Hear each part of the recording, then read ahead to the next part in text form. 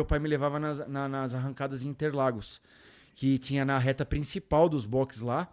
E eu sonhava em um dia fazer um seisão bravo. Eu falei, um dia eu vou ter um seisão bravo aspirado, que eu acho o barulho magnífico. Eu vou ter um e é meu sonho. Se for somar tudo que o dinheiro que eu já gastei nesse carro, sem exagero, mas da puta que pariu, muito mais de 1 milhão, cara.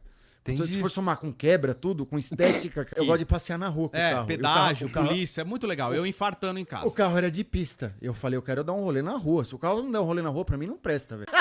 Ele pegou o pedágio com o meu carro, foi embora na rodovia, velho. Ele e o filhinho dele no Santo Antônio, assim, segurando e filmando, o pai. Sentado na garrafa de óxido E eu nitroso. fiz um vídeo assim, que viralizou ainda, que o rapaz do pedágio falou, nossa, que carro louco, mano.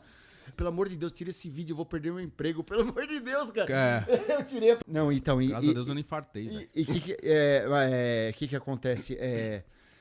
Desde os 17 anos eu tô tentando fazer esse carro ser forte e durável e até hoje eu não consegui, tá ligado, cara?